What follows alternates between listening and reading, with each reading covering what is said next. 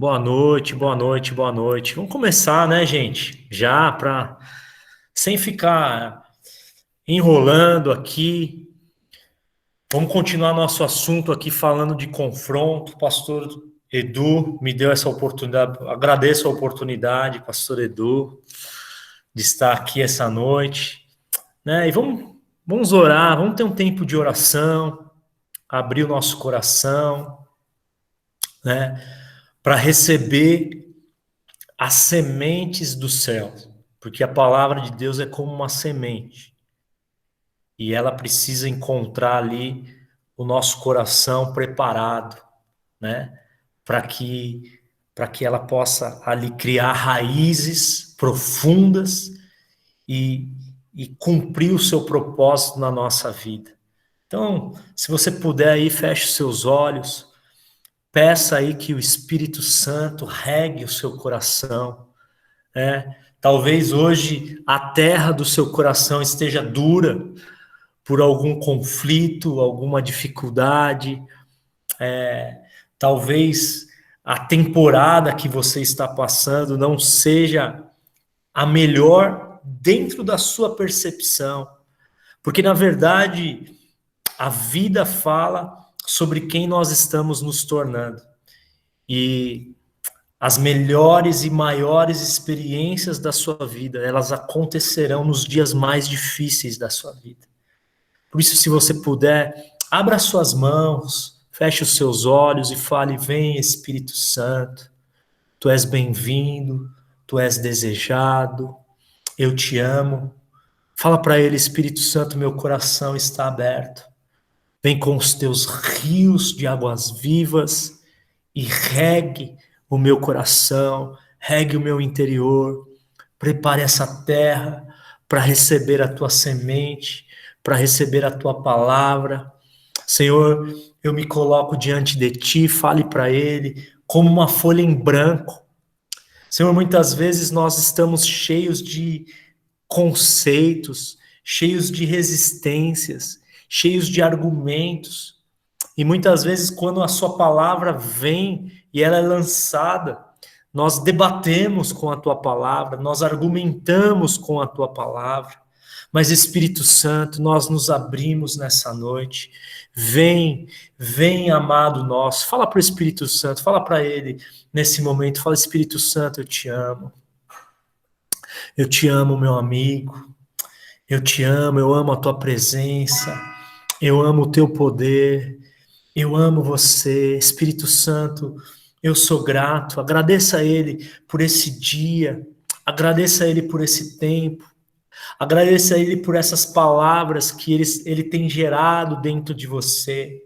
Fala: Espírito Santo, obrigado porque eu poderia estar em tantos lugares, mas nesse momento você tem me dado a oportunidade de entender o que é a cultura da honra. Obrigado por essa mensagem transformadora que me beneficia, Pai.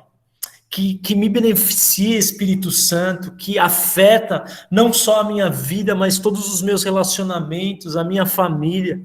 Obrigado pela oportunidade de poder ouvir essa palavra. Eu podia estar em tantos lugares, eu podia estar vivendo tantas outras experiências agora, mas o Senhor preparou esse momento, o Senhor preparou essa sala para que eu estivesse aqui, e eu sou grato por essa igreja, eu sou grato pelos meus irmãos, eu sou grato pela tua presença, Espírito Santo, Espírito Santo, Espírito Santo bendito, eu sou grato, eu sou grato por tudo aquilo que o Senhor está fazendo, eu sou grato por quem eu estou me tornando na tua presença. Fala para ele, libera, entre pela porta com gratidão, entre pela porta com gratidão. É esse o ambiente. Quando nós liberamos gratidão, nós vamos criando um ambiente para que a presença permeie, entre pelos átrios com ações de graça.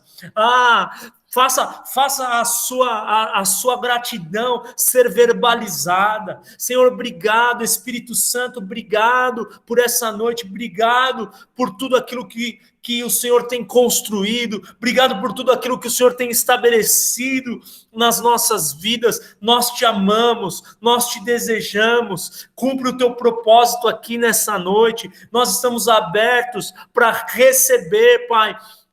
Essa é uma sala de pessoas que estão sedentas e famintas por desenvolverem a sua fé, por crescerem em maturidade. Senhor, nós não queremos ter aquela mentalidade de pedintes, aonde nós entramos em lugares e acessamos lugares apenas buscando o nosso benefício próprio, mas não, Senhor, nós somos provedores do seu reino, nós somos aqueles que o Senhor chamou, aqueles que o Senhor levantou, em nome de Jesus, Espírito Santo, para cumprir um propósito nessa terra, e nós recebemos nessa noite, Espírito Santo, a tua presença.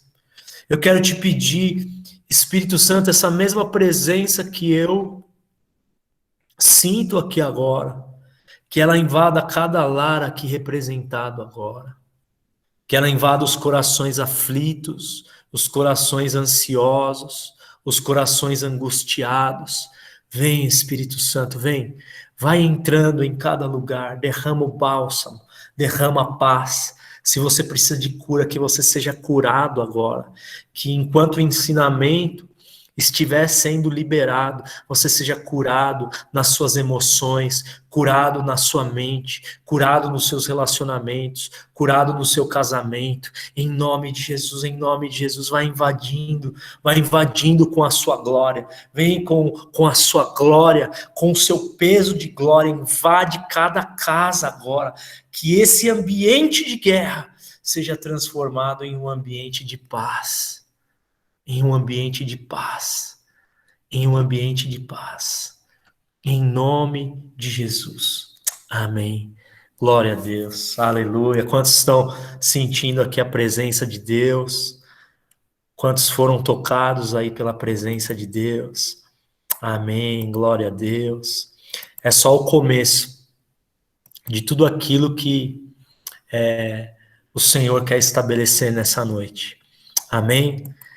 Eu queria aqui compartilhar com vocês, né, algumas coisas que a gente começou a falar semana passada, e hoje a gente vai continuar falando sobre a cultura da honra, mas com o subtítulo confronto, né? E eu queria só lembrar um pouquinho vocês daquilo que a gente falou a semana passada, tá?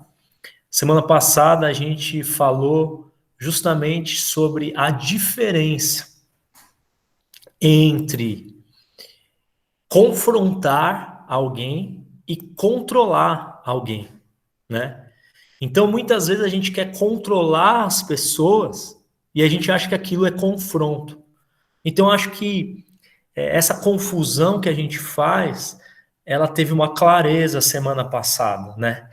Então, a gente avançou na nossa compreensão sobre isso. Outra coisa que a gente falou importante a semana passada é o quê?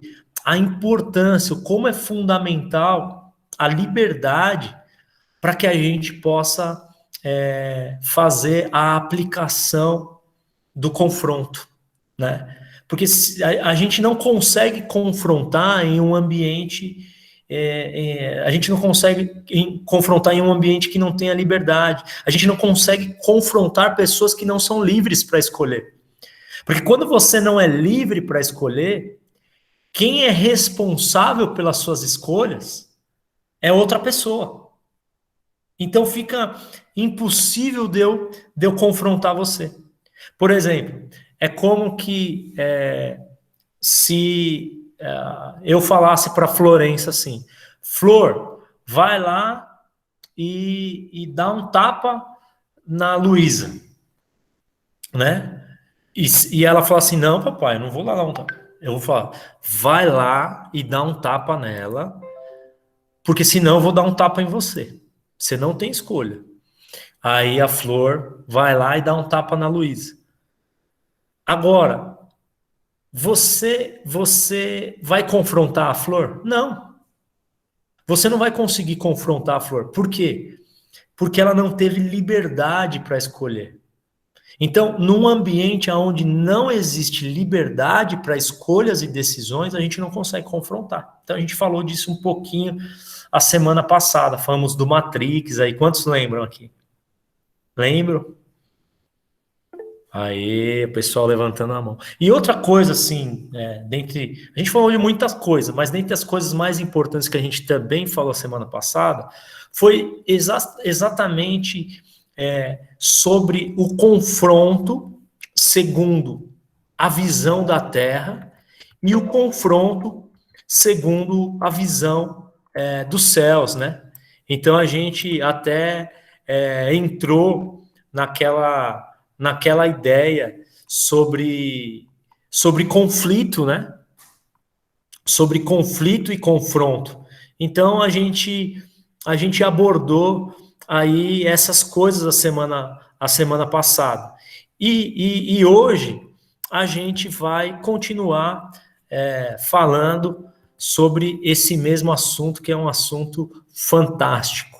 Vamos lá? Quem está pronto aí para a gente começar a falar e continuar falando sobre esse assunto aí? A galera tá animada hoje. Quem tá animado hoje, sobe coração. Aí, ó, sobe coração. Cadê, ó? O pessoal tem que colocar, ó, como que sobe coração aqui no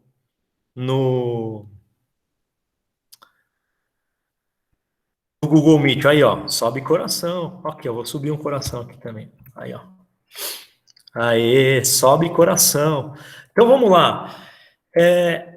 Gente, muitas vezes a gente tem uma ideia de que o avivamento ele vai resolver todos os problemas da Terra, né?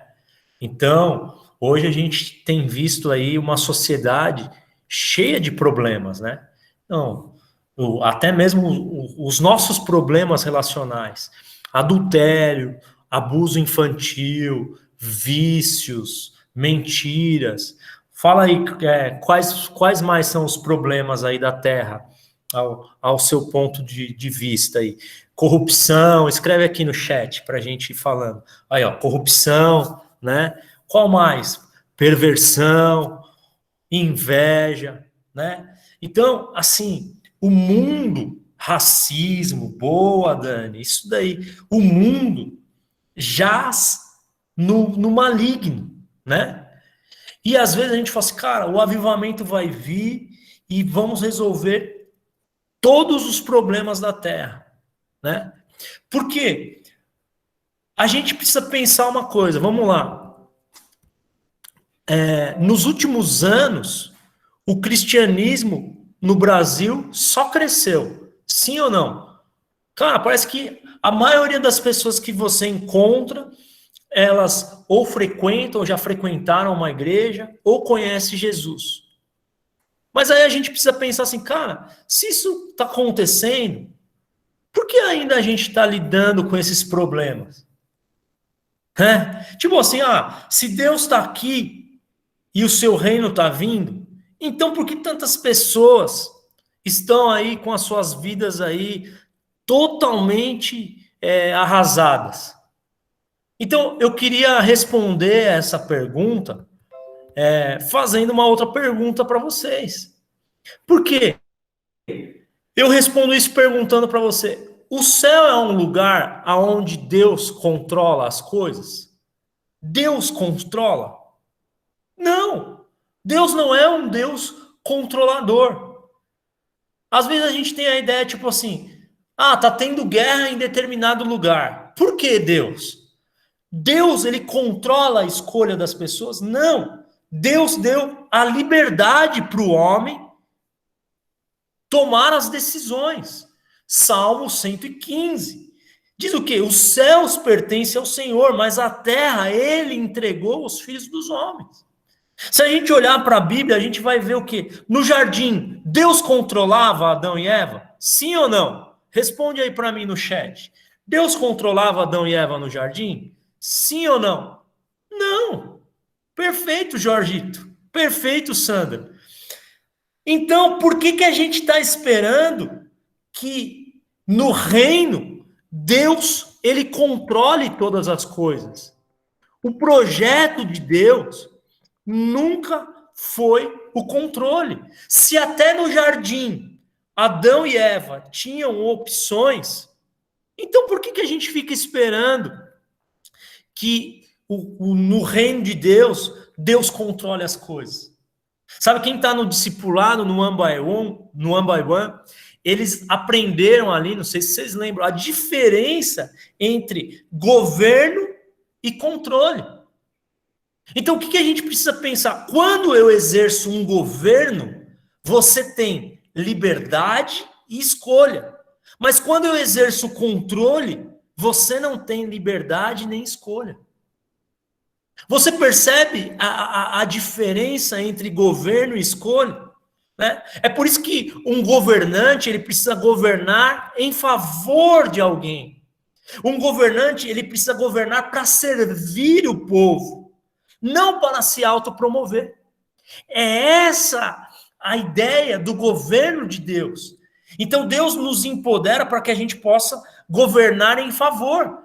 Mas por quê? Porque ele tem essa mesma característica. Ele não quer controlar as pessoas. Ele não quer trazer um ambiente onde você não tenha absolutamente nenhum tipo de escolha. Então, é por isso que, mesmo com o cristianismo crescendo, muitas vezes a gente tem visto tantos problemas no mundo que a gente tem vivido. Agora, o que a gente encontra no reino de Deus? O reino de Deus é o lugar onde Deus governa. Ali no reino de Deus existe liberdade, existe escolha e não existe controle.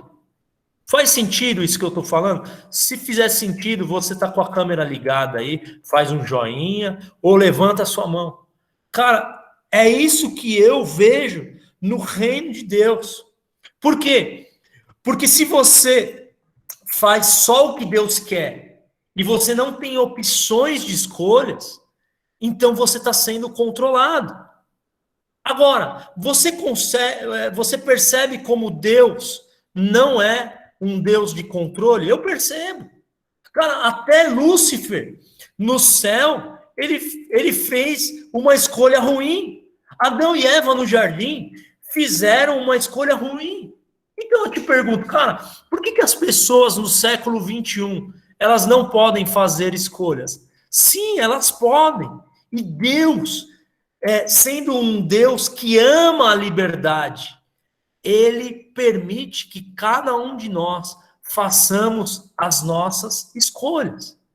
Agora, num ambiente onde nós escolhemos e tomamos decisões, nós precisamos o quê? Estar preparados para sermos confrontados.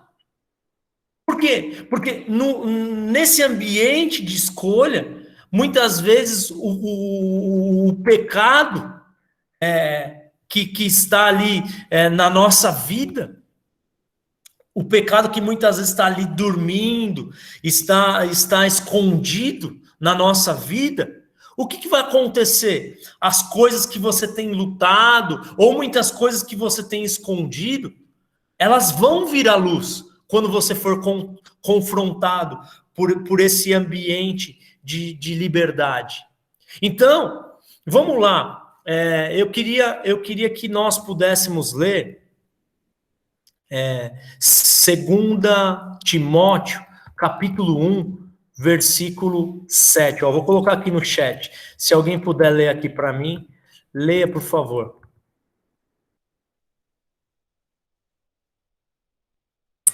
Pois Deus não nos deu um espírito que produz temor e covardia, mas sim que nos dá poder, amor e autocontrole. Olha aí, obrigado, Flor. Quando a gente vive em um lugar onde há amor e aceitação. Deus fala, ó, eu te amo, eu te aceito. Não é verdade? O que está acontecendo? A gente está aplicando o amor incondicional de Deus às vidas das pessoas em todo o tempo. Agora, quando a gente cria esse ambiente, o que acontece? O pecado que está na vida delas vem para fora, vem à luz e vai acabar no chão. É esse o propósito do confronto, trazer libertação, trazer transformação. Agora, quando Deus decide não controlar você, o que ele espera? Ele espera que você controle a si mesmo, como a Flor leu. Deus não nos deu um espírito de temor e covardia, certo? Mas ele nos dá poder, amor e autocontrole. Então, por que Deus não me controla? Porque ele me empoderou, ele me deu poder para que eu possa controlar a mim mesmo. Agora, vou te fazer uma pergunta, cara. Já é tão difícil controlar a nós mesmos. Quem tem aqui dificuldade para controlar você mesmo? Levanta a mãozinha aí. É difícil, né? Quando você não quer falar aquilo e fala, quando você não quer fazer aquilo e fala. Se você tem dificuldade, eu vou te falar, se você tem dificuldade para controlar você mesmo, então por que você fica tentando controlar as pessoas? Não é uma coisa assim, não é um paradoxo isso? Você não consegue nem controlar você mesmo. E aí você quer o quê? Controlar os outros. Olha que estranho. É por isso que a gente precisa aprender a controlar nós mesmos. Por quê? Porque nós precisamos, nós temos uma carência de administrar nós mesmos na presença do problema das outras pessoas. Mas o que você tá dizendo? Eu vou parafrasear isso daqui para você. O que acontece? Quando você vai confrontar alguém, você precisa ter o autocontrole que, ao invés de controlar aquela pessoa por causa de uma atitude errada que ela está tendo, você vai se autocontrolar para não ter uma atitude de tentar controlar aquela pessoa. Nossa, agora eu confundi todo você. Sim, você precisa se controlar para não querer controlar os outros. E é isso que mantém nos nossos relacionamentos o quê? Um ambiente de liberdade.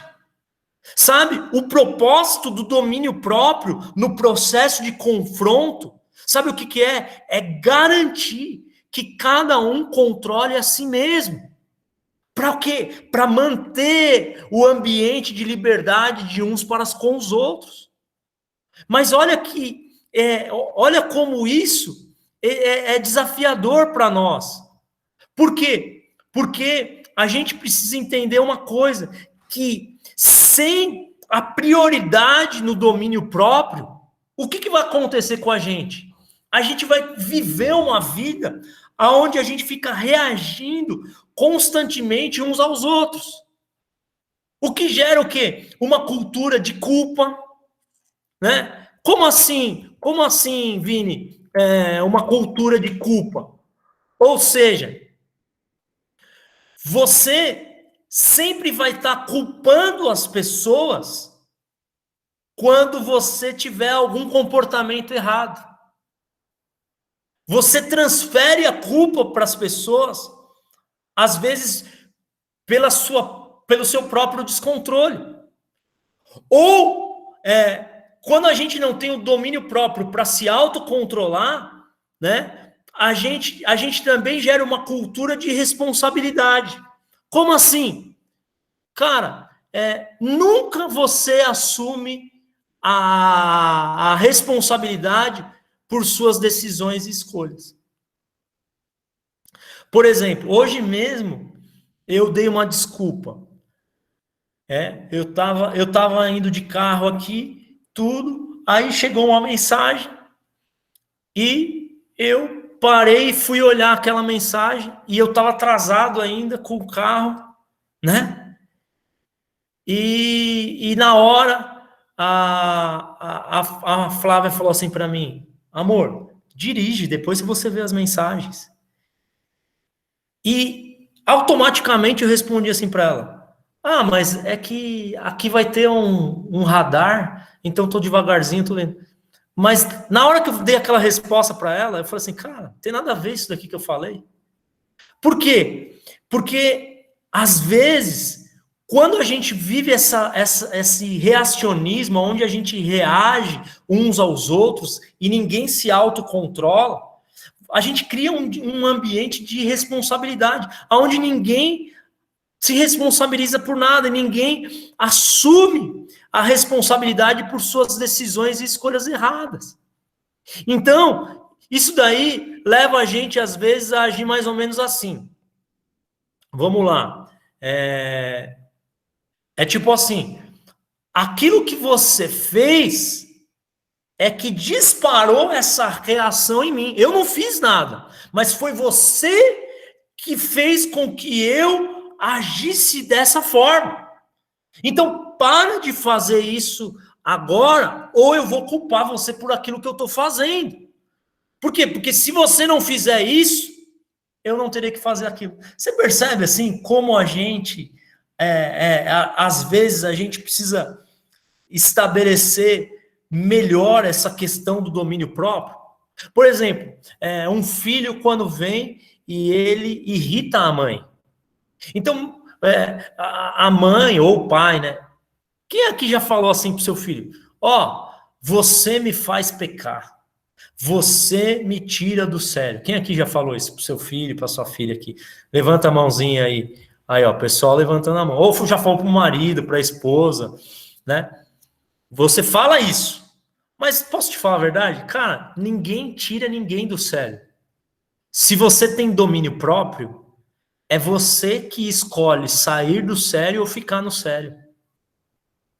Agora, você percebe que eu quero controlar você. Eu tô falando assim, cara, para de fazer isso porque você tá me fazendo fazer isso. Então eu quero te controlar porque eu não consigo me controlar. Então, o nosso relacionamento, ele é afetado pela minha falta de autocontrole. Então, ao invés de eu ficar tentando controlar você, eu preciso focar em controlar o quê? A mim mesmo. Ou quer ver que eu vou te dar outro exemplo? Um homem olhando para uma mulher que talvez esteja indecente, vestida indecente na rua. Nossa, como que sem vergonhice, que sem noção, por como que essa pessoa sai vestida assim. O problema não é a roupa que ela está vestindo. O problema é a cobiça do seu coração. Então não é ela que está te forçando a agir como você está agindo, mas você que está agindo como você está agindo porque você escolheu agir assim. É por isso que nós precisamos parar de tentar controlar as pessoas, achando que controlando as pessoas nós vamos nos controlar. Não. Deus, ele deu para você e para mim o quê?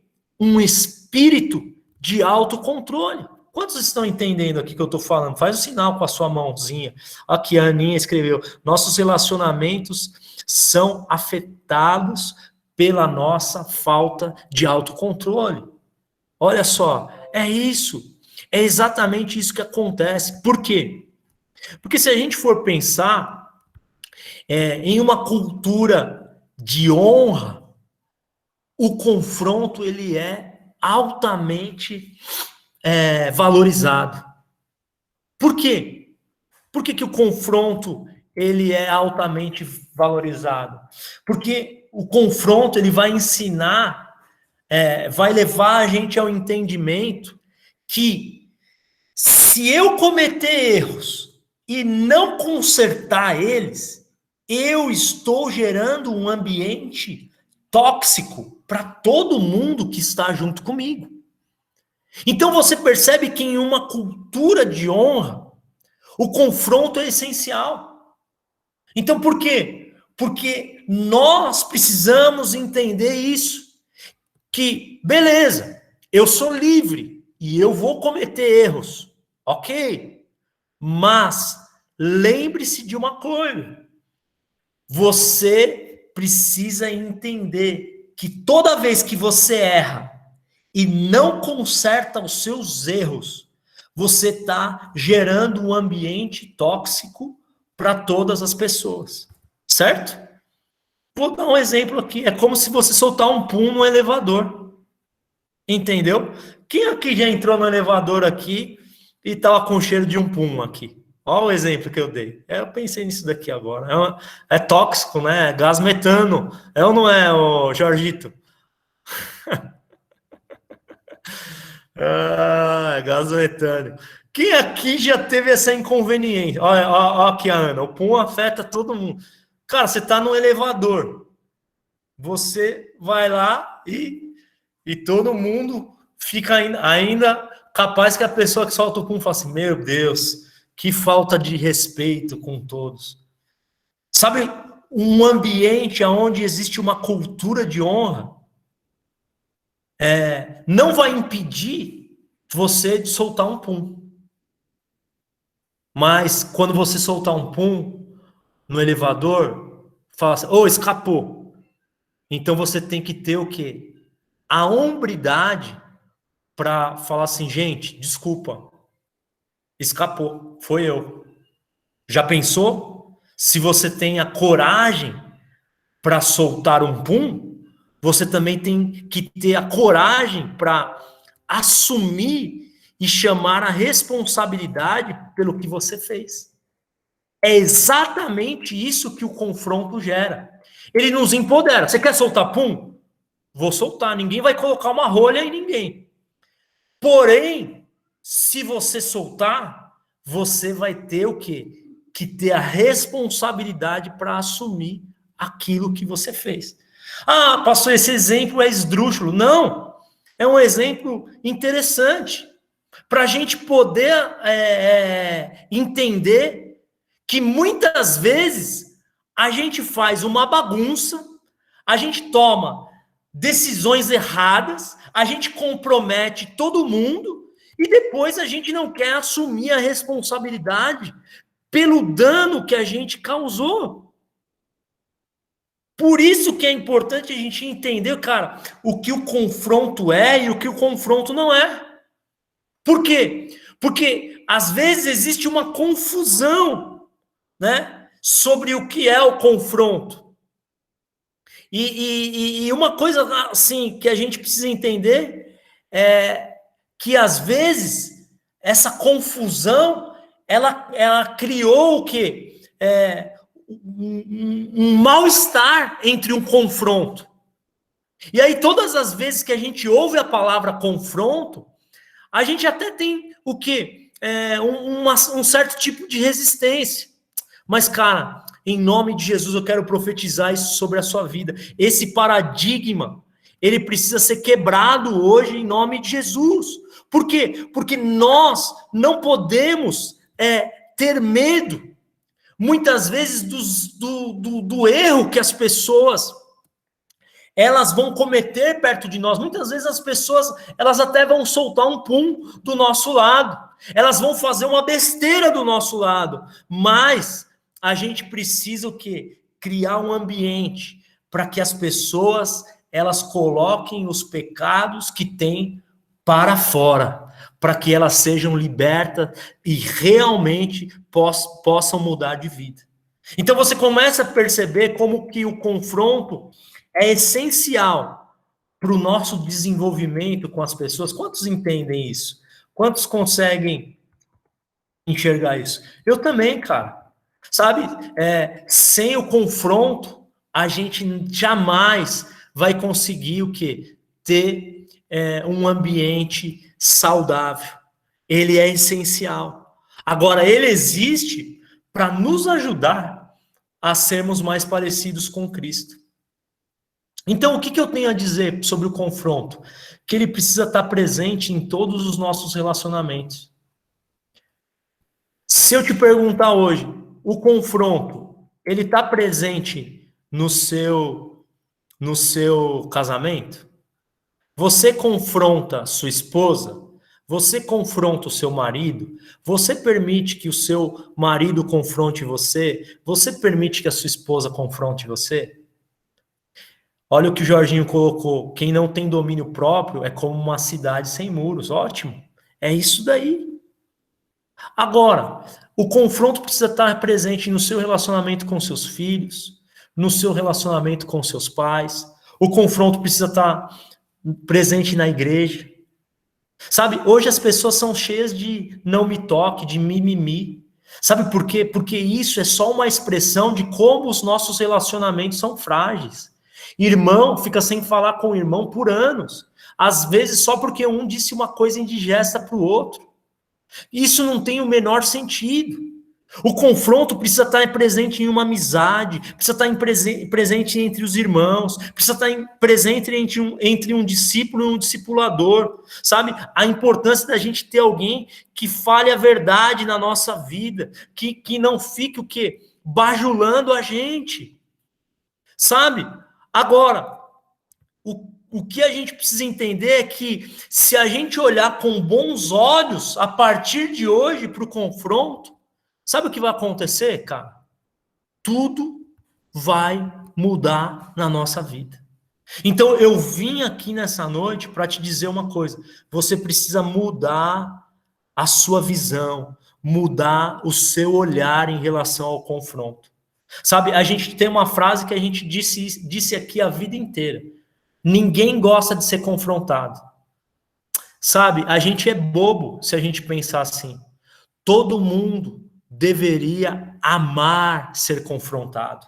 E eu queria te desafiar hoje a transformar, a transicionar dessa frase de eu não gosto de ser confrontado para uma frase, eu amo o confronto. Porque quando nós mudarmos esse paradigma, a gente vai estar o quê? Desculpa. Subindo um degrau para que a gente possa edificar e construir uma cultura de honra. Então, ao invés de você falar assim, cara, ninguém gosta de ser confrontado, a partir de hoje, chame a responsabilidade para si e diga assim, cara, eu amo o confronto. Legal? Estão entendendo até aqui? Eu vou agora seguir por uma linha, porque assim, eu sinto, às vezes com os slides a gente fica um pouquinho, isso daí, pastor, busque o confronto. É isso, porque é esse o ambiente em uma igreja madura.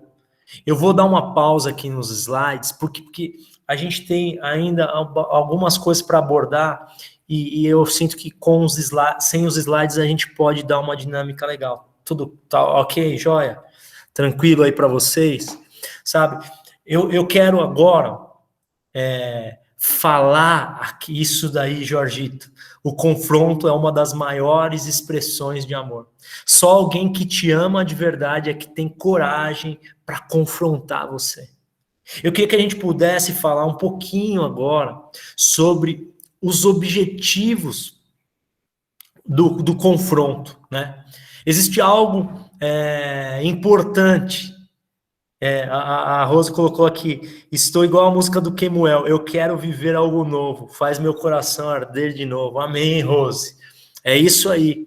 Algo importante que a gente precisa saber sobre o confronto é que, primeiro, eles devem sempre estar no meu coração. E segundo, eu preciso de uma motivação, eu preciso estar motivado para realizar um confronto. Sabe, o que acontece? Muitas vezes a gente não está enxergando aquilo que a gente está fazendo. Quem aqui, alguma vez, você estava fazendo alguma coisa errada, fazendo uma besteira, tomando uma decisão errada, e você não estava enxergando? Quem aqui já viveu essa experiência? Legal, Sandrinha, Nayara, ó, o pessoal levantando a mão, Sandrinha, Aninha, Profs, Jorgito, Bárbara, Gi, Lesão, Aline, isso aí. Olha só, isso também já aconteceu comigo, né? Agora, vamos lá, então vamos entender uma coisa. Muitas vezes a gente está fazendo alguma coisa e não está enxergando. Então, como que funciona o confronto? O confronto, ele é um esforço amoroso para mostrar para você quem sabe, em primeiro lugar, o que quem sabe você não esteja vendo, né? Então, em primeiro lugar, o que quem sabe você não esteja vendo. Em segundo lugar, né? Algo que talvez você não saiba sobre as suas ações. E em terceiro lugar, algo que você está afetando o mundo que cerca você. Então, alguém vem com amor para te ajudar a ver, para te ajudar a entender algo sobre as suas atitudes e como você está afetando o mundo ao seu redor. É por isso que confrontar alguém é algo para quem ama realmente. Como a gente viu, tem a ver com a gente trazer a luz para algo que estava, de repente, você não estava enxergando. Agora, como que eu confronto você? Né? Então, assim, como ele funciona, a gente viu. Agora, como que eu confronto você?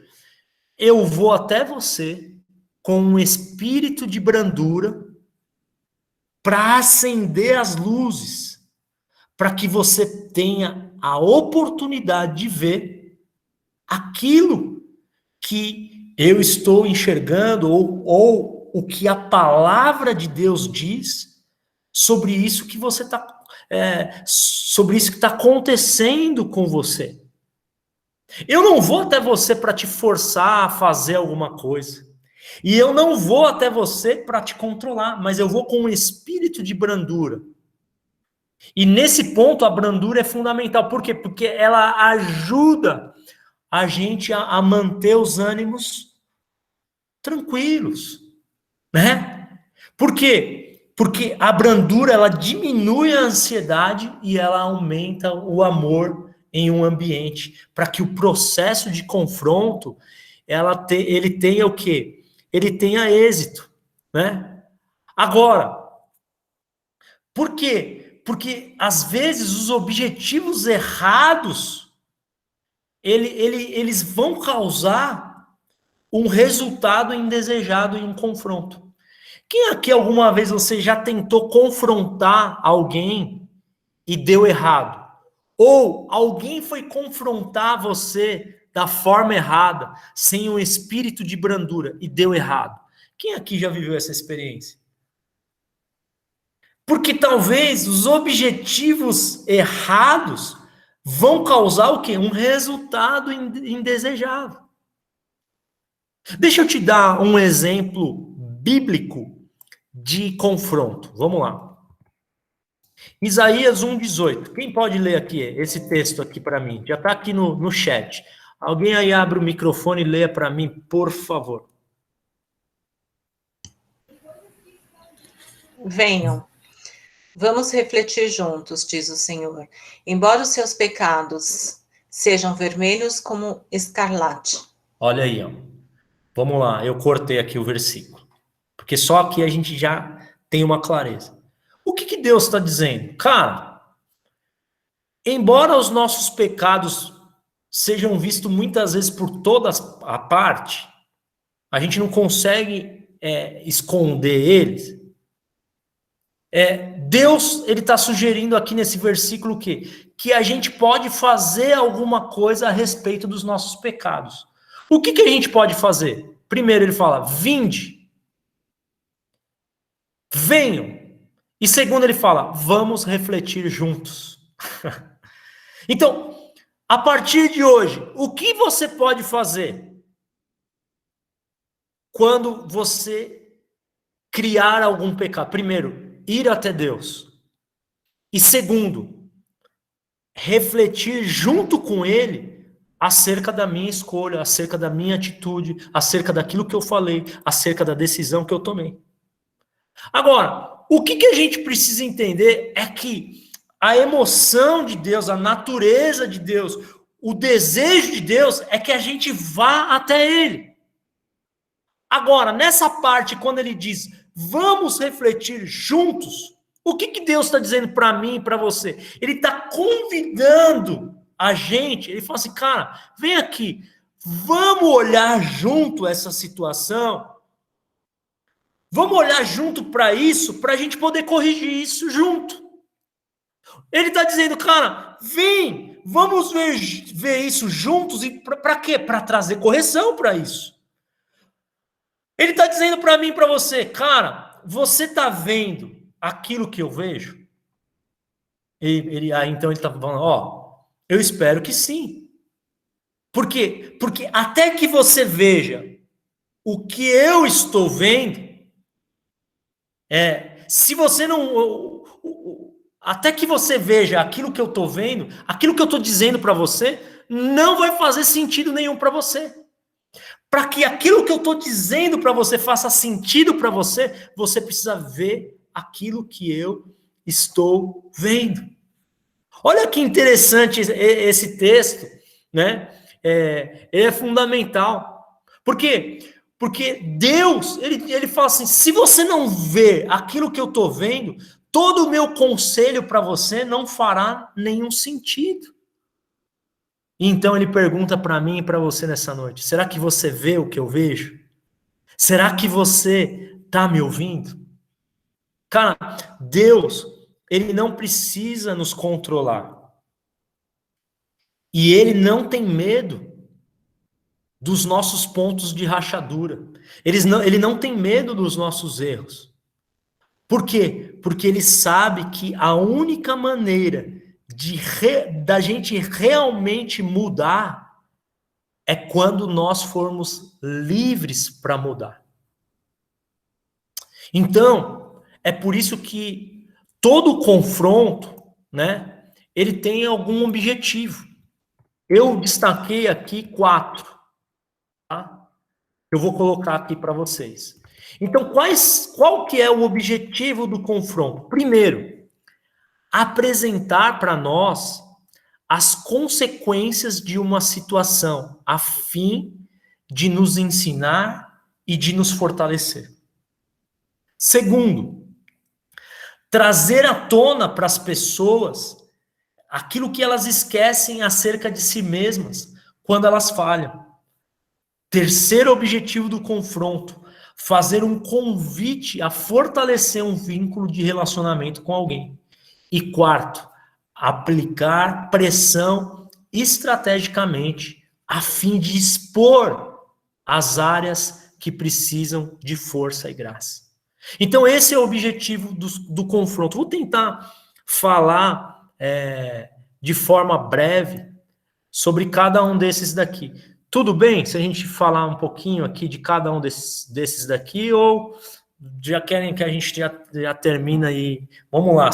A gente está aqui em 28 pessoas. Preciso pelo menos de 15 mãozinhas levantadas para continuar, senão eu vou ter que encerrar aqui, ó. 3, 4, 5... 1, 2, 3, 4, 5, 6, 7, 8, 9, 10, 11, 12, 13, 14. Ah, já foi.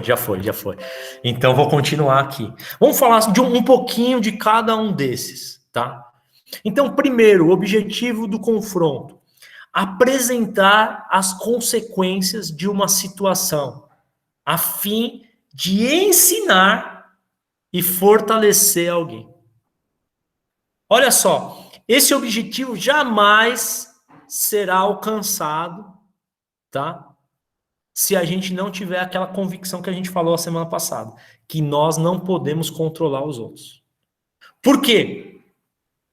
Porque a gente, primeiro, nós não devemos ter a intenção, quando a gente confronta alguém, a gente não deve ter a intenção de que a pessoa faça algo. Beleza? Então você não tem que criar expectativa. Ah, não, porque agora eu vou conversar com o meu marido e a partir de hoje ele vai começar a fazer massagem nos meus pés 3 vezes por dia. Não. Quando você vai confrontar alguém, você não deve ter a intenção que a pessoa faça algo que você está projetando que ela faça. Ao invés disso, você precisa entender que esse processo vai ajudar a pessoa a perceber o problema que ela criou. E ela vai enxergar você como um aliado útil para resolver aquele problema. Então, ponto 2. Você precisa... ponto 2 do ponto 1, né? Você precisa lembrar que a gente aprendeu que existe aqui uma diferença entre consequência dos nossos erros e de punição. Você lembra que o Jorginho ensinou a gente sobre isso? Quem lembra aqui? Que o Jorginho falou sobre punição. Por quê? Porque a gente precisa sempre ter o cuidado, quando a gente vai confrontar alguém, de apresentar para a pessoa as consequências das escolhas dela. Por quê? Porque muitas vezes a gente tem uma punição que ela é disfarçada de disciplina. Pastor, mas como assim uma punição que ela é disfarçada de disciplina? É que muitos de nós, quando somos confrontados, quando a gente ouve uma punição que ela é chamada de disciplina, a gente fala, não, tudo bem, se isso é uma disciplina é algo bom, porque a Bíblia fala que a disciplina é algo bom, a disciplina flui do amor, e o pai disciplina o filho aqui. Então, muitas vezes a gente tem o quê? Uma punição que ela é disfarçada de disciplina. Então, a gente não pode jamais esquecer a diferença entre as consequências de um erro e a punição de um erro, né? Porque o grande problema quando a gente disfarça uma punição como disciplina, né? Isso daí mascara a punição e, na verdade, nos coloca em uma posição de controle da mesma forma.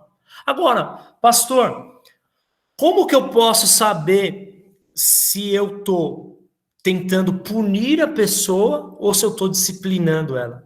É muito simples.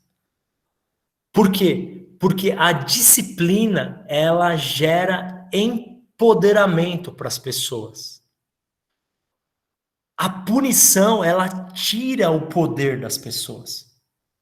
É simples. Você quer saber se você está disciplinando alguém ou se você está mostrando para essas pessoas as consequências das decisões dela? Você sempre precisa fazer essa pergunta.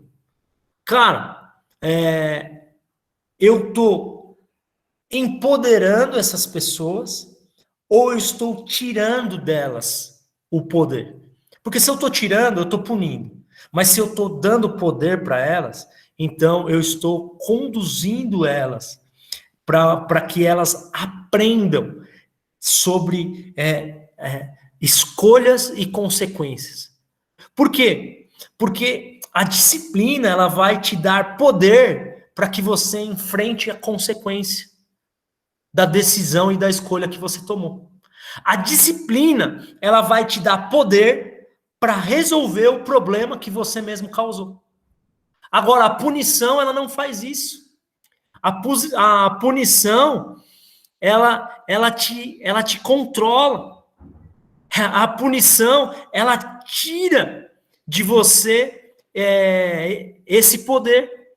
Então, vamos pensar uma coisa, né? O processo de confronto segundo o reino de Deus é um processo de capacitação e não de dominação. Então, quando eu te confronto, é porque eu quero te capacitar a resolver o problema que foi consequente da sua própria escolha. Mas eu não quero te dominar, te controlar. Ah, você errou agora, você tem que andar aqui, ó, debaixo do meu domínio. Então, quando uma pessoa falha na sua vida, o confronto vai conduzir e capacitar essa pessoa a reparar um erro. Agora, lá na Bethel, eles têm um ditado que é muito interessante. Olha só. Já vou responder aqui. É isso daí, é isso daí. A punição tira a responsabilidade. Exatamente. Ela tira a responsabilidade da pessoa. Mas a disciplina não. Ela dá o poder, ela fala, tudo bem, você errou. Então agora vai lá e conserta o que você errou. Ela empodera. Olha que legal esse ditado, lá na Bethel. Sinta-se tão livre para criar uma grande confusão quanto você estiver disposto a arrumá-la depois. Boa observação aqui, mãe. Obrigado aqui por ajudar. É isso mesmo. Agora, olha só. Sinta-se livre para criar uma grande confusão quanto você estiver disposto a arrumá-la depois. Porque muitas vezes a gente quer criar confusão, mas ninguém quer consertar aquilo que fez. A nhaca, né? Como a senhora Flávia Cristina disse, ninguém quer consertar a nhaca. Você fez uma coisa, você está arrependido, tudo bem. Agora tem um caminho de volta a fazer, né? Então, a gente precisa entender que isso não é um anúncio irreverente de irresponsabilidade, esse ditado, mas é um recado que diz a todos que a responsabilidade pessoal é exigida em um ambiente de honra. Sabe, eu quero te dizer que ninguém precisa ficar empacado no meu erro, beleza? Mas ninguém será capaz de corrigir um problema que eu mesmo criei quanto eu mesmo. Então, você criou um problema? Legal. Você está arrependido? Legal. Recebe o perdão de Deus em nome de Jesus. Você já está perdoado. Só que, por exemplo, assim, não é só você receber o perdão. Agora, você precisa dar um fruto de arrependimento. E qual que é o fruto de arrependimento? Você precisa ir lá e corrigir o que você fez. E ninguém tão bem quanto você mesmo para corrigir o que você mesmo fez. Não é verdade? Agora, olha só. Eu queria que você pensasse uma coisa. Sabe, às vezes a gente demora uma vida inteira para construir algo. É ou não é? Às vezes você demora uma vida inteira para construir uma reputação. Às vezes você demora uma vida inteira para edificar algo. Mas você pode perder tudo aquilo numa noite. Por exemplo, às vezes um homem levou uma vida inteira para construir uma riqueza. Aí ele vai em uma noite no cassino e perde tudo aquilo que ele conquistou na vida inteira dele. Quem conhece aqui alguém que construiu uma reputação, que construiu algo e que por uma escolha errada jogou fora tudo aquilo que construiu? Quem conhece alguém aqui? A Geice. Aqui, pastor Edu, o pessoal tá dizendo aqui, a Meg, a Gi, minha mãe, é assim que acontece. Agora, a liberdade no reino de Deus funciona assim. Por quê? Porque é você saber que a qualquer momento você é livre para jogar fora tudo aquilo que você construiu. E Deus, ele quer que o ambiente seja assim. Por quê? Porque ele nunca quer controlar você. Para quê? Para que quando você tomar uma decisão errada, você possa ser confrontado pelas escolhas que você mesmo teve. Sabe? Ninguém mais, além de você mesmo, vai poder escolher honrar e respeitar os seus relacionamentos. Ninguém mais, além de você, vai poder escolher honrar e respeitar a comunidade que você faz parte.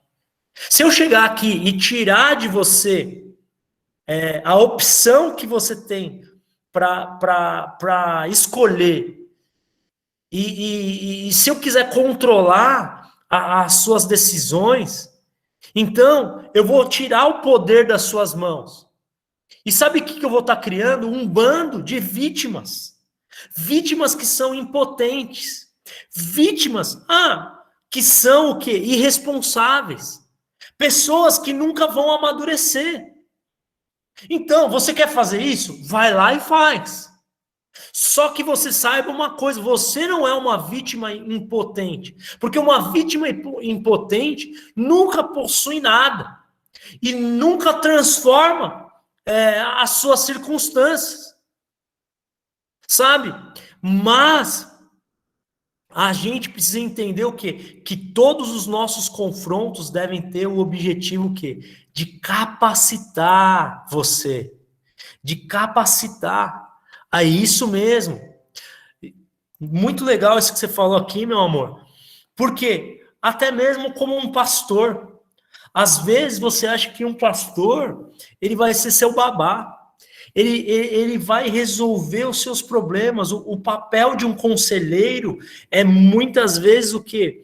Confrontar você, te capacitar, te revestir de poder. Para quê? Para que você possa corrigir as escolhas ruins que você foi fazendo ao longo da sua vida. Você entendeu? É por isso que o nosso processo de confronto ele vai indicar as consequências das escolhas das pessoas e vai oferecer para elas o que? Força, sabedoria, ao invés do que? De controle e punição. Então, vocês entenderam o porquê que o objetivo do confronto é apresentar as consequências de uma situação, né? A fim de ensinar e fortalecer as pessoas. Então, esse é o primeiro objetivo do confronto. Deixa eu correr aqui que o tempo está urgindo aqui, né? O segundo objetivo é trazer à tona o que as pessoas esquecem acerca de si mesmo quando falham, né? Então, por que esse é o segundo objetivo? Porque muitas vezes, cara, quando a gente falha, o Lesão, quando deu aula aqui, ele contou a história de um casal de namorados, né, que tiveram relações fora do tempo, um exemplo que é contado aqui no livro. Acredito que todos vocês lembram, aquela aula que eles dividiu em grupos, que foi uma aula incrível. Só que, o que a gente conseguiu observar? O quê? O respeito e a honra que foi dada àqueles alunos, mesmo depois deles terem cometido o erro que eles cometeram.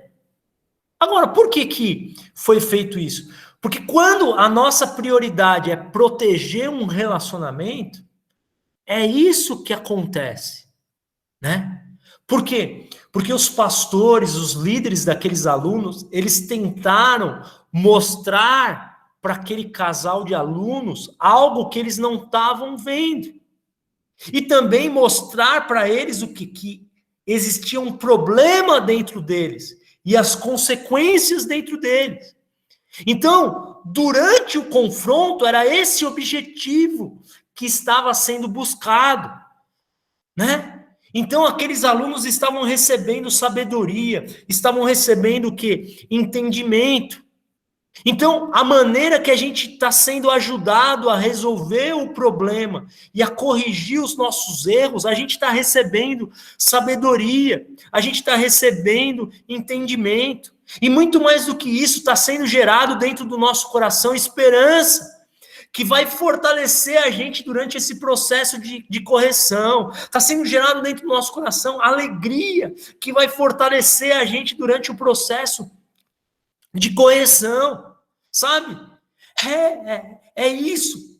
Aquele episódio, né, que o Lesão mostrou pra gente, o confronto ajudou aquele casal a terem a revelação e a confirmação da verdadeira identidade deles, de filhos de Deus.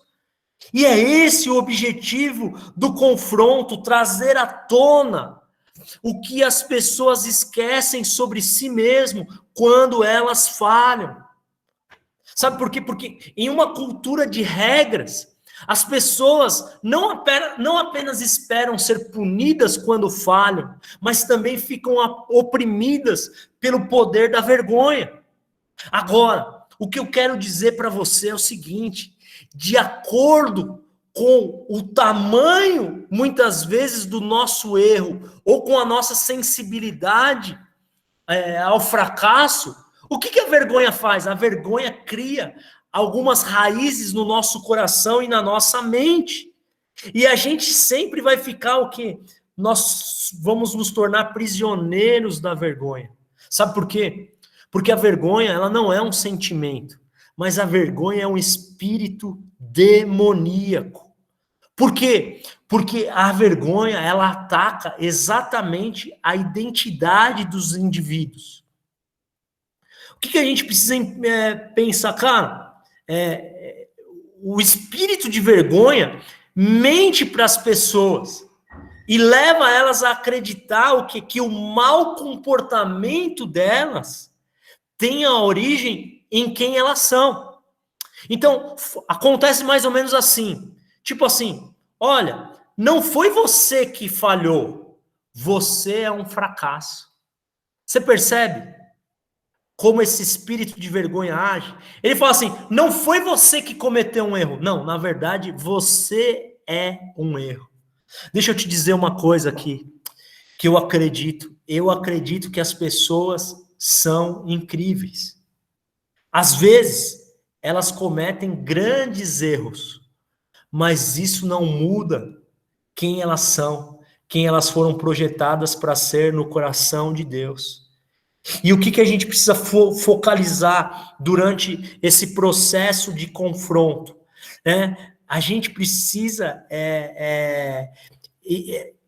identificar as pessoas que a gente quer ver sair para fora após o processo de confronto.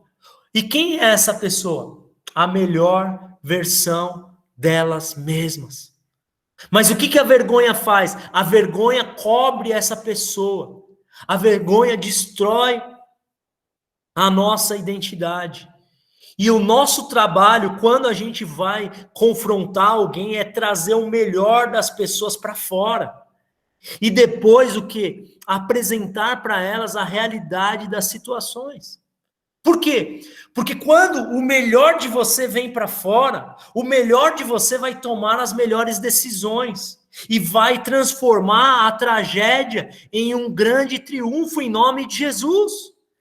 E isso só é possível quando a gente dá para as pessoas um voto de confiança. Então, se você não confia em alguém que você está confrontando, se você não confia que essa pessoa pode mudar de vida, o seu confronto, ele nunca vai ter o quê? Um objetivo eficaz. Porque quando a gente opta pela punição, a gente colabora com a vergonha. Sabe? Por quê? Porque a gente vai exigir que a pessoa ela assuma uma posição de impotência. Então, a verdade é que a grandeza que habita dentro de cada crente deve vir à tona, se a gente quiser realmente representar o nosso Pai no céu. Então, você percebe que se nós não confiamos que aquela pessoa ela vai poder acertar, né? Então, aquele confronto, ele não vai cumprir o seu propósito. Por quê? Porque toda vez que a gente vai vestir alguém com um manto de vergonha, com um manto de cura, de culpa, a gente está colocando sobre aquela pessoa uma carga que não condiz com a verdadeira identidade dela de filho de Deus. Mas a gente está colocando aquela pessoa dentro de uma armadilha. Então, é isso que é o objetivo do confronto. É trazer à tona aquilo que as pessoas têm de melhor. Eu sei que a gente já está com um pouquinho aqui do nosso horário, né? Mas eu queria aqui, de repente, deixa eu ver aqui, que alguém compartilhasse uma experiência que viveu em um confronto, né?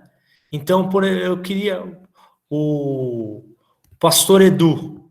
Pastor Edu, você já viveu uma experiência em que você foi confrontado e que de repente você foi confrontado ou confrontou alguém? E como que foi essa experiência? Sim, sim. Uma experiência que teve bastante, que foi muito boa para mim, foi, por exemplo, hoje a gente vive muita questão da rede social, a gente conversa muito com as pessoas por WhatsApp, mensagens, né? E o dia corrido e tal. Aí eu mandei uma mensagem num grupo aqui da igreja e eu estava trabalhando, e aí eu tentei ser prático, rápido, e aí a pastora Flávia, ela falou assim: pastor, não foi muito legal a mensagem que você mandou, porque pareceu meio autoritária a forma como você escreveu e tal. Então, e eu não fui autoritário, eu fui prático. Fui prático na mensagem. Só que aí no começo eu falei, cara, mas eu não fui, eu tentei ser prático, acho que as pessoas têm que entender e tal. Eu fiquei dando desculpas, mas depois eu vi e falei, poxa, é necessário que a gente seja um pouco mais cuidadoso, às vezes, para a gente mandar uma mensagem, né? Não custa nada você dar um bom dia, e às vezes não faz por mal, né? Você fala assim, irmão, você poderia fazer isso aqui para mim? E você nem dá um bom dia, né? Mas é por causa da correria. E aí, e foi muito legal esse confronto, porque isso trouxe um novo padrão para mim. Então, hoje, toda vez que eu vou escrever uma mensagem, seja para quem for, pode estar na correria, eu lembro que eu tenho que ser cuidadoso. Então, foi muito positivo esse confronto na minha vida, porque fala de comunicação, né? A gente está comunicando, porque às vezes nem sempre a pessoa que está recebendo vai entender que você está na correria, que você não teve a intenção de ser grosso, nem nada, você só quis dar uma informação. Então, foi muito positivo esse confronto para mim, trouxe um novo padrão, e até hoje isso está na minha vida. Então, eu estou sempre ali, às vezes eu esqueço, às vezes falei, esqueci de falar o bom dia, esqueci, aí, mas até hoje Isso aí me trouxe crescimento, foi muito importante. Mas olha que legal isso daí. É justamente isso. Porque o confronto, ele quer trazer para fora aquilo que você tem de melhor. Isso. Porque quem conhece o pastor Edu sabe que o coração dele não cabe dentro dele. Só que quando a gente confronta alguém, a gente está estendendo a mão para essa pessoa para trazer para fora a verdadeira identidade dela. Então, o confronto é um ato de amor, né? Que vai viver por muito mais tempo na nossa vida do que os fracassos e os nossos erros e as consequências do nosso erro. Então, o confronto muitas vezes vai ficar dentro de você para sempre. Exatamente. Entendeu? Teve uma oportunidade que dessa vez eu confrontei, né? Uma pessoa que eu tenho como discípulo, né? E que caminha perto comigo, ela não é nem aqui da igreja. E um dia ele teve um problema no relacionamento e veio falar comigo e tal, e veio cheio de razões e tal, não sei o quê. E aí eu falei para ele, você não pode, você pode ter a razão que você tiver, você não pode tratar a pessoa dessa maneira como você tratou. Você está errado, o que aconteceu, você tinha até razão, mas você não pode tratar a pessoa dessa maneira, falar o que você falou. Isso daí tá errado. Aí eu trouxe para ele um confronto, um choque de realidade, porque ele estava achando que ele estava correto. E aí ele entendeu, depois, na verdade, ele ficou uns dias refletindo, depois ele retornou, falou, não, você tem razão, aí ele foi lá, se retratou, e conseguiu se arrependeu, se retratou, pediu desculpa, perdão e resolveu a situação. Aí interessante que essa semana ele me procurou também, porque aconteceu uma situação e aí ele falando que o quanto aquele dia lá, até hoje, influencia nele quando ele tem um problema. Mesmo que ele erra, ele fala, poxa, eu errei, porque lá atrás o meu pastor falou para mim. Aí ele não precisa falar comigo, ele já vai lá e ele já se retrata porque ele cometeu um erro, mas aquele confronto trouxe um ensinamento para ele e também está gerando para ele um novo padrão na vida dele. Olha aí que legal. Porque o que acontece? As pessoas, elas podem ver e elas podem pensar quando a identidade delas está livre do medo e da vergonha. Entendeu? Então isso abre a visão, abre o entendimento das pessoas. Então, então vez após vez, quando a gente vai vivendo no ambiente de confronto e de honra, o que a gente vai vendo? A gente vai vendo o quê? Muitas pessoas que cometeram erros, assumir o comando e transformar o mal em bem. Porque é isso que a gente quer ver no final das contas, né? É por isso que, qual que é o nosso objetivo? A gente quer que os nossos relacionamentos de aliança, eles sejam fortalecidos e aprofundados com o confronto, né? Agora, é por isso, obrigado, pastorzão, é por isso que fazer um convite para um relacionamento, o objetivo do confronto é fazer um convite a fortalecer um vínculo de relacionamento com alguém. Sabe por quê? Porque todo confronto vai ser um teste para o seu relacionamento. Todo confronto. Então, a gente precisa ver o quê? O processo de trazer um problema à luz como um convite para que a gente possa praticar os nossos relacionamentos de aliança, né? Pode até parecer que a nossa prioridade é resolver uma questão ou mudar um comportamento, mas, na verdade, o confronto segundo o reino é o quê? É um teste entre duas pessoas ou mais. Então, esse relacionamento, com alguém é sempre a nossa prioridade máxima. Então, quando a gente mantém as outras pessoas responsáveis pela maneira como elas estão nos afetando ou afetando a comunidade, o que a gente faz? A gente está expondo os níveis de confiança que a gente tem nessa pessoa. Agora, quando a gente testa o nosso relacionamento por meio do confronto, a gente está aprendendo o quê? A verdadeira força que existe na nossa aliança.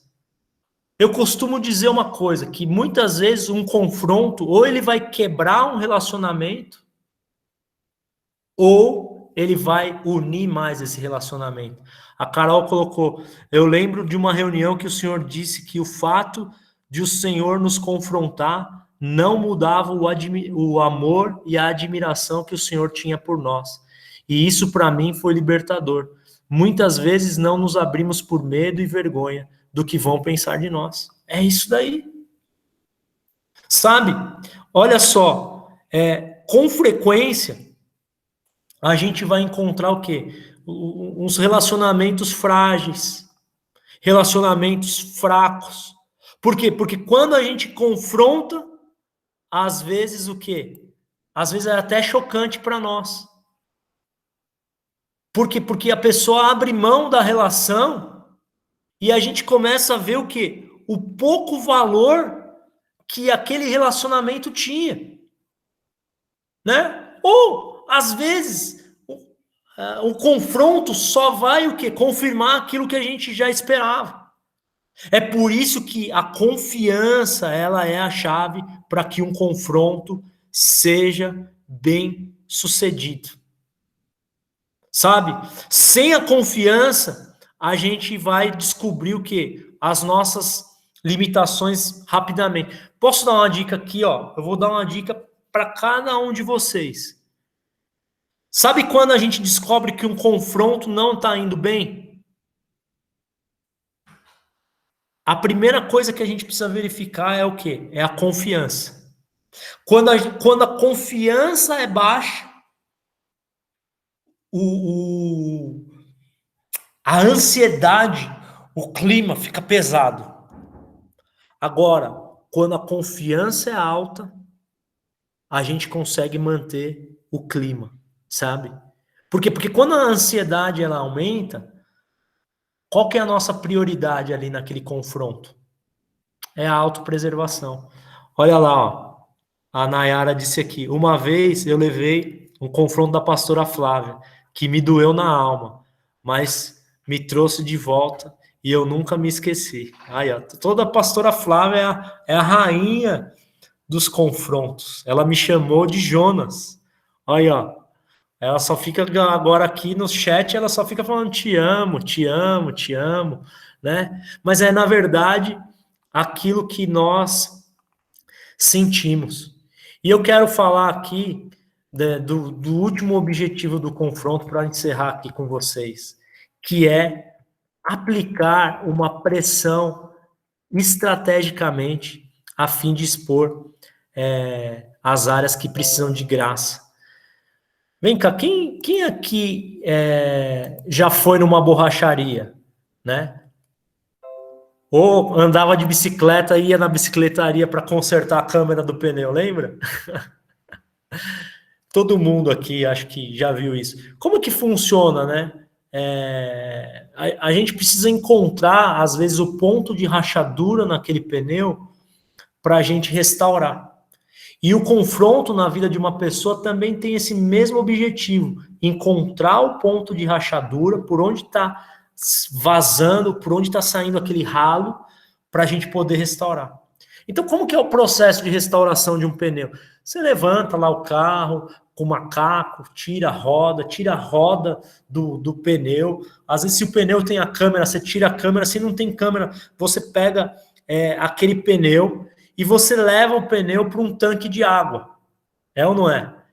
E aí, o que você está procurando naquele tanque de água? As bolhas, né? Então, quando a bolha estiver saindo, o que você vai encontrar ali? Aquelas bolhas saem pelos pontos de rachadura. Então, o que a gente precisa fazer para reparar aquele pneu? A gente vai marcar o local, né? E fazer um remendo. Muitas vezes, hoje em dia, faz um remendo com até um... Como que chama? Esqueci o nome agora. É tipo com um fogo, né? Vipal. Faz... Tipo, tem que pôr um fogo ali, dar uma derretida que o pneu fica novo. Então, é muitas vezes isso que Deus, ele precisa fazer um processo de cauterização, né? A gente precisa marcar o ponto de rachadura, descobrir aonde está o problema e depois restaurar o pneu. Então, por que eu estou dizendo isso? É que esse processo só vai funcionar se a gente encher aquele pneu de ar ou se a gente encher aquela câmara com uma pressão interna suficiente. Por quê? Porque o ponto de rachadura nunca se revela se a gente não colocar uma pressão certa por dentro. Então, o que eu quero dizer para você? Que a pressão externa jamais vai conseguir expor um ponto de rachadura em alguém. Não adianta você gritar com alguém, não adianta você ameaçar alguém, não adianta você interrogar alguém, persuadir alguém. Isso nunca vai ajudar a gente a encontrar o lugar que a gente precisa de cura. Mas o que traz cura para nós é uma pressão interna, porque o trabalho de Deus na nossa vida, ele é realizado de dentro para fora. Então, assim, se eu pudesse colocar aqui mais uma das definições de confronto, eu colocaria assim, o confronto é um processo de aplicar pressão na vida de outra pessoa, deliberadamente, para expor os pontos de rachadura. Sabe? A gente vai precisar encontrar esses pontos. Se a gente quiser transformar os ciclos de destruição nos quais a gente costuma viver. Agora, eu quero concluir aqui, não para que você olhe para as outras pessoas que você confronta, mas que você olhe para você mesmo. Porque existem ciclos na sua vida de destruição, nos quais você tem vivido há anos na sua vida. E sabe quando esses ciclos vão ser interrompidos? Quando você encontrar os pontos de rachadura na sua própria vida. E você, muitas vezes, para encontrar esses pontos de rachaduras, você vai precisar procurar o confronto. Você vai precisar ir de encontro ao confronto, né?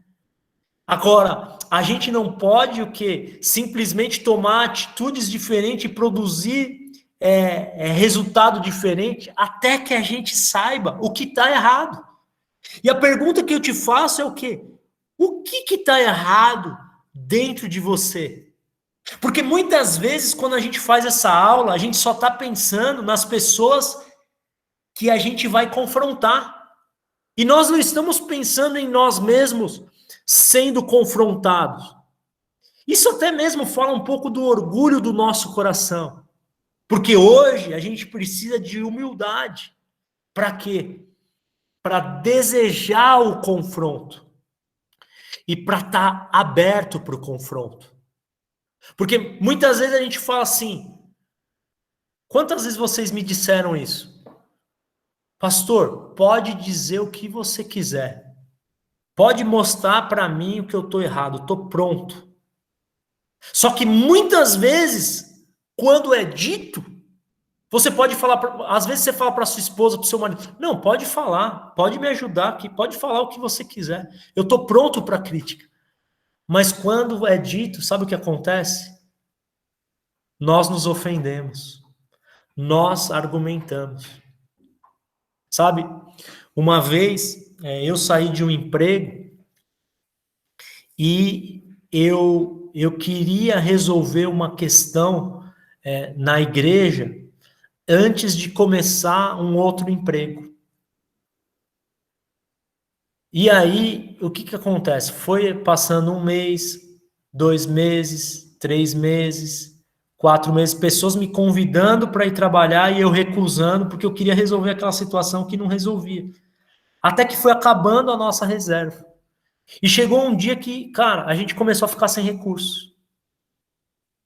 E aí a Flávia falou assim para mim, falou assim, Vinícius, você precisa trabalhar. Será que você não percebeu que o caminho que você está seguindo é o caminho errado? E naquele dia, após aquela conversa, eu peguei meu telefone, liguei para uma pessoa que estava me convidando para trabalhar. Comecei a trabalhar no dia seguinte.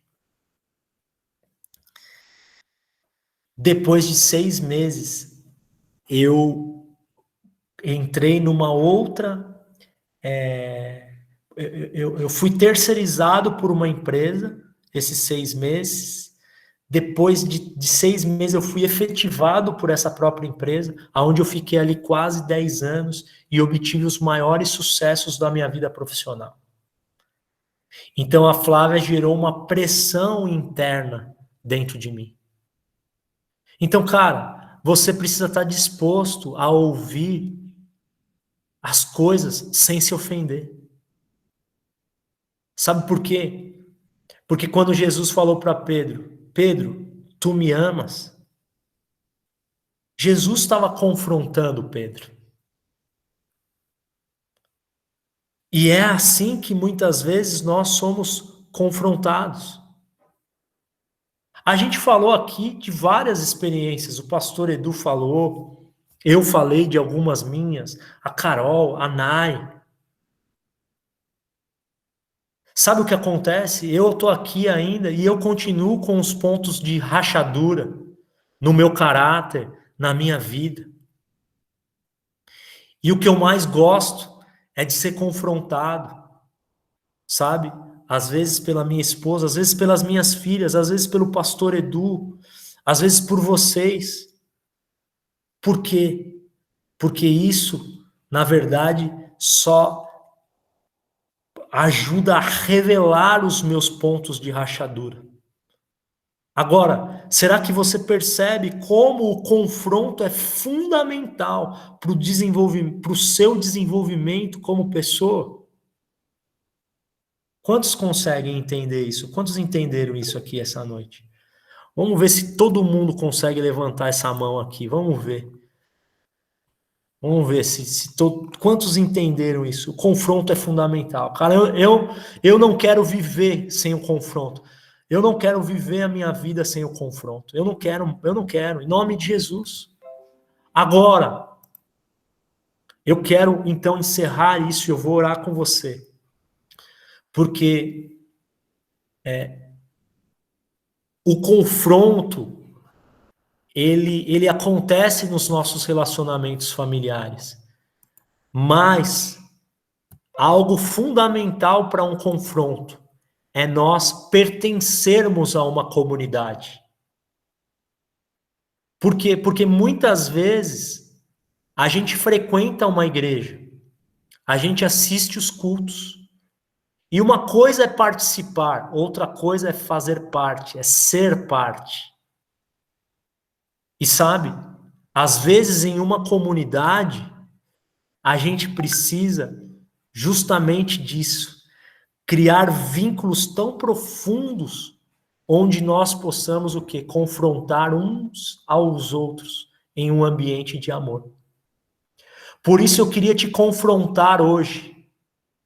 Se você não pertence a uma comunidade, ou se você pertence a uma comunidade, mas o seu envolvimento com ela ainda é restritivo, eu queria te confrontar a ser mais do que um participante de reuniões E eu queria falar assim, cara, eu quero me entregar a essa comunidade. Por quê? Porque esse era o segredo da igreja primitiva. Eles perseveravam nas orações, nos ensinos dos apóstolos, na comunhão e no partir do pão.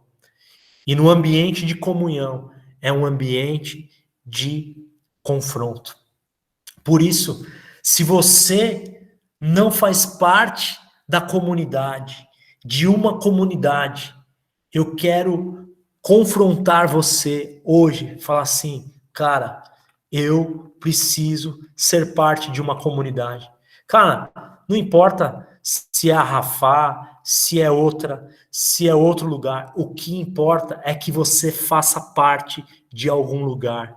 É maravilhoso quando nós pertencemos a uma família e nessa família, nesse ambiente, nós somos confrontados e confrontamos, e todos nós crescemos até que sejamos maduros e parecidos com Cristo.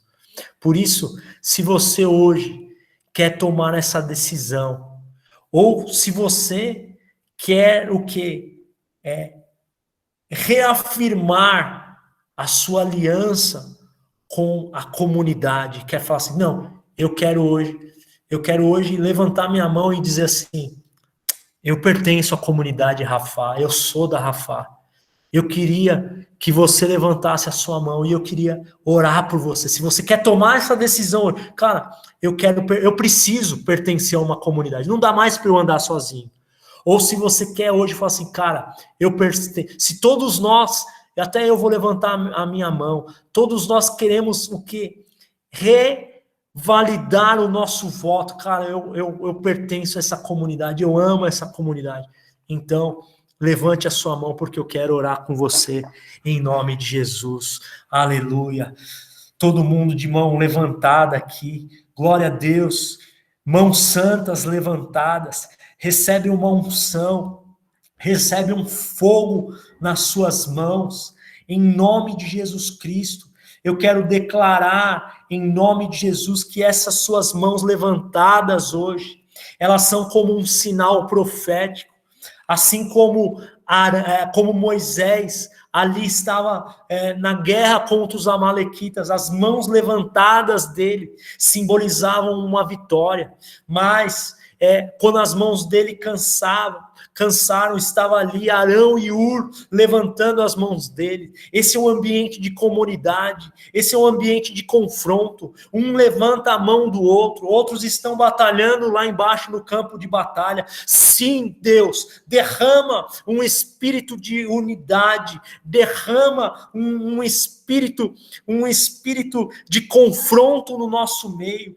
Quebra, em nome de Jesus, Pai, toda criancice, toda imaturidade, todo espírito de ofensa, aonde nós rejeitamos o confronto e não recebemos aquilo que o Senhor tem para as nossas vidas. Eu abençoo essas mãos levantadas aqui hoje, abençoo, Senhor, a Flávia, a Meg, a Rose, a Flor, a Jaque, abençoo a Nayara, abençoo a Aninha, o Lesão, a Sandra, a Lígia, abençoo a minha mãe, abençoo o pastor Edu, abençoo a Carol, o Jorgito, a Luísa, a Gia, a Bárbara, a Jay, abençoa a Aline, o Profis, a Dani, abençoa o Plínio, abençoa a Bruna, essas mãos levantadas, meu Deus, em nome de Jesus Cristo, nos ajuda, Pai, a criar um ambiente de confronto, restaura a cultura da honra,